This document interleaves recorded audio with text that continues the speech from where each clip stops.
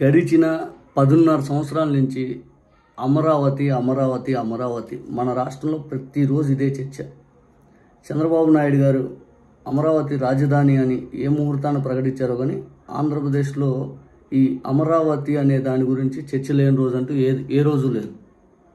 సరే, అమరావతి ప్రాజెక్టుకి చంద్రబాబు నాయుడు గారు 2014 నుంచి 19 వరకు ఖర్చు పెట్టింది ఎంత ఐదని చూస్తే 8,000 కోట్లు, 8,800 ఎంతో స్వయంగా జగన్మోహన్ రెడ్డి గారు అసెంబ్లీలో చెప్పడం జరిగింది. ఆ 8,800 కోట్లలో జగన్మోహన్ రెడ్డి గారు 5,500 కోట్లు అంత ఇచ్చాడు బిల్లులు. ఇంకా 3,000 కోట్లు పెండింగ్ పెట్టిపోయాడు, అవి మనం కట్టాలి. తర్వాత అమరావతి ప్రాంత వాసులకి కౌలు చంద్రబాబు నాయుడు గారు ఇంతని ఫిక్స్ చేశారు. తర్వాత అది మన ప్రభుత్వం కూడా ఇస్తుంది అధ్యక్ష. మనం అమరావతికి వ్యతిరేకం ఏం కాదు. అమరావతి అనేది పూర్తిగా మనకు 3 రాజధానులు ఉంటే 3 ప్రాంతాలు అభివృద్ధి చెందాలి, ఒక ప్రాంతం దగ్గర అభివృద్ధి కాదు కదా. పైగా మన రాష్ట్ర బడ్జెట్ అంత లేదు. మనం అప్పులు తెచ్చి ఇది బిల్డ్ చేసేలేక అది ఎప్పుడైద్ది, అసలు అయిద్దా? అది డ్రీమ్ చేంజింగ్ ప్రాజెక్టు. మనం విశాఖపట్నం మన రాష్ట్రంలో పెద్దది ఉంది కాబట్టి దాన్ని మనం కొద్దిగా పుష్ చేసి మనం పైకి తీసుకొస్తే కాంపిటేటివ్ చేయొచ్చు హైదరాబాద్ తోటి, బెంగళూరు తోటి. అమరావతి అనేది డ్రీమ్ చేంజింగ్ ప్రాజెక్ట్. అది ఈరోజు మనం తీసుకొచ్చిన తర్వాత వడ్డీలు అనేవి పెరిగి ఎక్కడికో అయిపోతాయి. మనం అవి కట్టుకుంటేనే మన జీవితాలను తెల్లారిపోతాయి, మన రాష్ట్ర బతుకులు. కాబట్టి అమరావతి అనేది అది అవ్వని ప్రాజెక్ట్ అని జగన్మోహన్ రెడ్డి గారు నాడు అసెంబ్లీలో చెప్పడం జరిగింది.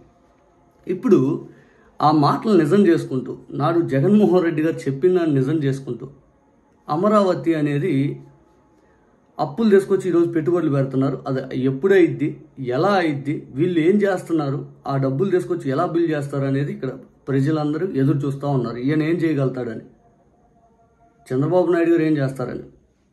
బహుశా నాడు చంద్రబాబు నాయుడు గారు ప్రతిపక్షంలో ఉన్నప్పుడు ఒక మాట అన్నారు, అమరావతి సెల్ఫ్ సస్టైన్ ప్రాజెక్టు, అక్కడ డబ్బులు అక్కడే పెడతాము 5 అన్నారు. మరి ఈరోజు అక్కడ డబ్బులు అక్కడ పెట్టే కార్యక్రమం ఎక్కడ పోయిందో. మరి భూములు అమ్మే నేను రాజధాని కడతానన్నాడు, ₹1 అప్పు అన్నాడు. మరి ఈరోజు ఎక్కడ పోయింది?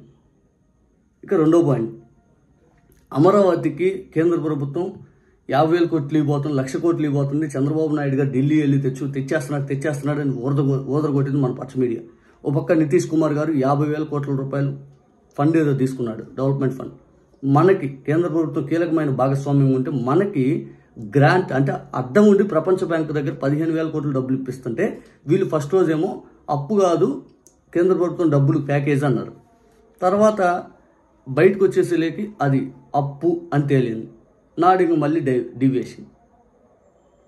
సరే, ఇప్పుడు కేంద్ర ప్రభుత్వం ప్రపంచ బ్యాంక్ అనేది ఇక్కడికి వచ్చి పర్యటించి కేంద్ర ప్రభుత్వం అడ్డం ఉంటా అన్నా కూడా ఇది కేంద్ర ప్రభుత్వం కూడా మన అమరావతి రాజధానికి ఇది ఎప్పుడైద్ది, ఏంది, అసలు రాజధాని ప్రాంతం ఎలా అది అని అన్నదని స్వయంగా నారాయణ గారే చెప్పారు.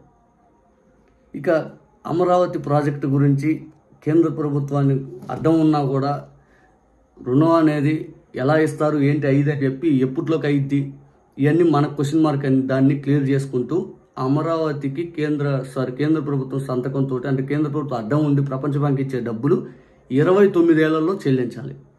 ఇది స్వయంగా ప్రపంచ బ్యాంకు వారు ఏపీ CRDAకి లేఖ రాయటం జరిగింది. అమరావతికి తాము ఇస్తున్న రుణాన్ని 6 సంవత్సరాల గ్రేస్ పీరియడ్ తోటి 29 ఏళ్లలో చెల్లించాలని ప్రపంచ బ్యాంక్ తెలిపింది. ఈ మేరకు CRDAకు ప్రపంచ బ్యాంక్ లేఖ రాసింది. Amaravati integrated urban development programme కింద $800 మిలియన్ రుణాన్ని ప్రపంచ బ్యాంక్ మంజూరు చేసిన సంగతి తెలిసిందే. దీనిపై కొద్ది రోజులుగా సంప్రదింపులు జరుగుతున్నాయి. ఇస్తున్న రుణం ఎంత కాలంలో చెల్లించాలనే అంశంపై ఇప్పటివరకు స్పష్టత లేదు. అయితే గురువారం విడుదల చేసిన లేఖలో దీనిపై స్పష్టత వచ్చింది. సంస్థాగత అభివృద్ధి కోసం ప్రపంచ బ్యాంక్ ఈ రుణాన్ని ఇస్తున్నట్లు పేర్కొన్న సంగతి తెలిసిందే. సమర్థవంతమైన సదుపాయాలు కల్పించడం, సంస్థలను ఏర్పాటు చేయడం, ఉద్యోగాలు, ఉపాధి కల్పన పెంచేందుకు CRDA ఇచ్చిన సూచనలు బ్యాంకు డైరెక్టర్లు ఆమోదించారని, వాటి కోసం ప్రైవేట్ రంగాన్ని ఎక్కువ ఉపయోగించుకోవడం ద్వారా సకాలంలో ఆర్థిక అభివృద్ధి ప్రోత్సహించాలని ఈ లేఖలో పేర్కొన్నారు. దీనిపై నిరంతరం వచ్చే గ్రీవెన్స్ను తనిఖీ చేస్తూ ఉంటామని అందులో పేర్కొన్నారు. రాజధానిలో పనులు జరిగే సమయంలో వచ్చే సమస్యలను సున్నితంగా పరిష్కరించే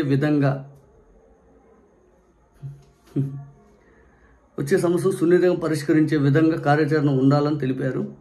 5 ఏళ్లలో రాజధాని రూపురేఖలు తీసుకువస్తే ప్రైవేట్ కంపెనీలు, సంస్థలు ఇక్కడే తమ కార్యాలయాలు ఏర్పాటు చేసుకోవడం ద్వారా ఉపాధి పెరుగుతుందని. అంటే ఇక్కడ అమరావతికి మనకు అప్పు అనేది మౌలిక సదుపాయాలు అంటే ఎట్లా సంస్థలు ఈ రాజధాని కోసం ఏదైతే మన కార్యాలయాలు ఇవన్నీ ఇక్కడ మనం రూపకల్పన చేసి మనకు కడితే అప్పుడు ఇది ఒకటి కట్టారు అని చెప్పి ప్రైవేట్ కంపెనీలు అప్పుడు వస్తాయంట. ఉపాధి పెరుగు, దీనివల్ల భూములకు విలువ పెరిగి కొంత ఆదాయం వస్తుంది ప్రభుత్వం అంచనాతో ఉంది.